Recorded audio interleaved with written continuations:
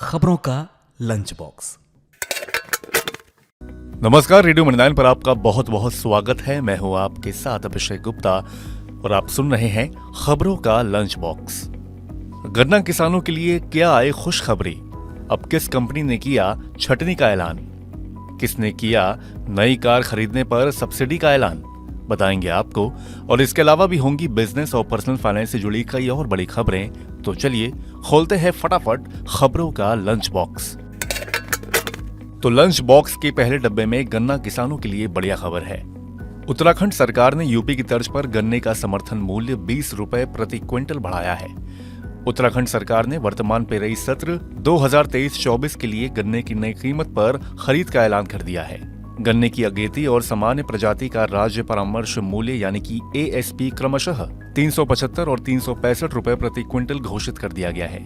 यानी पिछले पेरोई सत्र 2022-23 के मुकाबले गन्ने के मूल्य में 20 रुपए प्रति क्विंटल का इजाफा किया गया है। उत्तराखंड के मुख्यमंत्री पुष्कर सिंह धामी की अध्यक्षता में देहरादून में हुई राज्य कैबिनेट की बैठक में ये फैसला किया गया है। खोलते हैं लंच बॉक्स का अगला डब्बा। लंबे समय से अपने आशियाने की रजिस्ट्री कराने का इंतजार कर रहे नोएडा के फ्लैट बायर्स के लिए अच्छी खबर है। मंगलवार को 7 बिल्डर बकाया का 25% धनराशि 60 दिन के अंदर और बाकी 75% धनराशि साधारण ब्याज के साथ किस्तों में जमा करने को तैयार हो गए हैं। इसमें करीब 1048 बायर्स को फ्लैट का मालिकाना हक मिल सकेगा। ये वो बायर हैं जिनको फ्लैट पर पोजीशन मिल चुका है लेकिन रजिस्ट्री नहीं हुई है। अमिताभ कांत समिति की रिपोर्ट में कुछ संशोधन कर पिछले महीने यूपी कैबिनेट ने मंजूरी दे दी थी।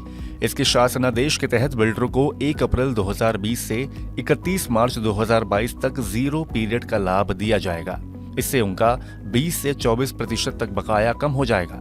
0 पीरियड का फायदा लेने के लिए बिल्डरों को कुल बकाया में से 25% राशि 60 दिन के अंदर और बाकी राशि मैक्सिमम 3 साल के अंदर देनी होगी। अब फिक्स डिपॉजिट में निवेश करने वालों के लिए बढ़िया खबर है। DCB bank, RBL bank, IDFC bank जैसे कई बैंक एफडी पर बढ़िया ब्याज दे रहे हैं। डीसीबी बैंक अपनी एफडी पर 8% तक ब्याज दे रहा है। ये ब्याज 1 करोड़ रुपए तक की 2 साल से ज्यादा लेकिन 3 साल से कम की एफडी के लिए है। वहीं आरबीएल बैंक 1 से 2 साल और 2 से 3 साल के लिए 1 करोड़ रुपए तक की एफडी पर 8% की दर से ब्याज ऑफर कर रहा है। आईडीएफसी फर्स्ट बैंक 4.5% से 7.25% तक ब्याज एफडी पर दे रहा है। 1 करोड़ रुपए तक की एफडी के लिए सबसे ज्यादा 7.25% का ब्याज 1 से 2 साल और 2 से 3 साल के टेन्योर पर है। वहीं इंडसइंड बैंक 1 करोड़ तक की एफडी पर 7.5% तक का ब्याज दे रहा है। 1 से 2 साल के टेन्योर पर यह दर 7.5% और 2 से 3 साल के टेन्योर पर यह दर 7.25 से 7.5% है। अब लंच बॉक्स के अगले डिब्बे में एयरलाइन से जुड़ी खबर है। सिविल एविएशन मंत्रालय की ओर से एयर इंडिया पर बड़ी पेनाल्टी लगाई गई है। डीजीसीए ने एयर इंडिया पर उड़ानों में सुरक्षा नियमों के उल्लंघन मामले में 1 करोड़ 10 लाख रुपए का जुर्माना लगाया है। एयर इंडिया की फ्लाइट्स में लगातार आ रहे सुरक्षा नियमों के उल्लंघन के मामले पर Directorate General of Civil Aviation यानी कि डीजीसीए ने एयरलाइंस पर यह कड़ा कदम उठाया है। अब अगली खबर थोड़ी सी निराश करने वाली है। नए साल में छटनी का दौर जारी है। गूगल, अमेजॉन, जेरोक्स और कई अन्य ने कहा है कि वे सैकड़ों कर्मचारियों की छटनी कर रहे हैं। सूची में शामिल होने वाला नया नाम ई कॉमर्स प्लेटफॉर्म ईबे है। ईबे के सीईओ जेमी इयानोन ने कंपनी की वेबसाइट पर बताया कि करीब 1000 नौकरियों में कटौती की जा रही है। इयानोन ने पत्र में कहा कि ये ऐसी कार्रवाई नहीं है जिन्हें हम हल्के में लेते हैं और हम सभी ईबेयर्स पर पड़ने वाले प्रभाव को जानते हैं। हमें उन लोगों को अलविदा कहना होगा जिन्होंने ईबे समुदाय और संस्कृति में इतने महत्वपूर्ण योगदान दिए हैं और यह आसान नहीं है। अगर आप नई कार खरीदने की सोच रहे हैं तो ये खबर आपके लिए है। राजधानी दिल्ली में प्रदूषण कम करने के लिए दिल्ली सरकार ने एक नई योजना तैयार की है। इस योजना का मकसद पुराने वाहनों को सड़क से हटाना है। 15 साल पुराने पेट्रोल या 10 साल पुराने डीजल वाहनों को स्क्रैप में देने वालों को दिल्ली सरकार नए वाहन की खरीद पर 50,000 रुपए की वित्तीय मदद देगी। ये मदद रोड टैक्स में सब्सिडी के रूप में दी जाएगी। दिल्ली सरकार बेहतर उत्सर्जन मानकों वाले नए वाहनों के जरिए प्रदूषण की समस्या से निपटना चाहती है। ट्रांसपोर्ट विभाग ने वाहनों को स्क्रैप करने पर एक ड्राफ्ट पॉलिसी तैयार की है।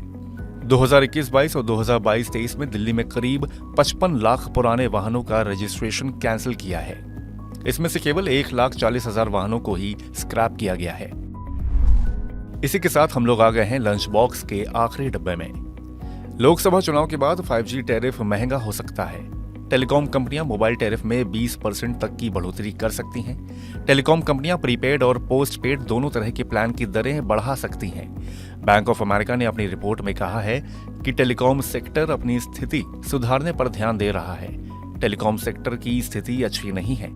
राजस्व में नुकसान के बावजूद कंपनियां बढ़ती प्रतिस्पर्धा और ग्राहक होने के डर से टैरिफ नहीं बढ़ा पा रही हैं। इससे कंपनियों के एवरेज रेवेन्यू पर यूजर पर सीधा असर पड़ रहा है। अपने कारोबार को बनाए रखने के लिए कंपनियां ARPU बढ़ाने पर जोर दे रही हैं।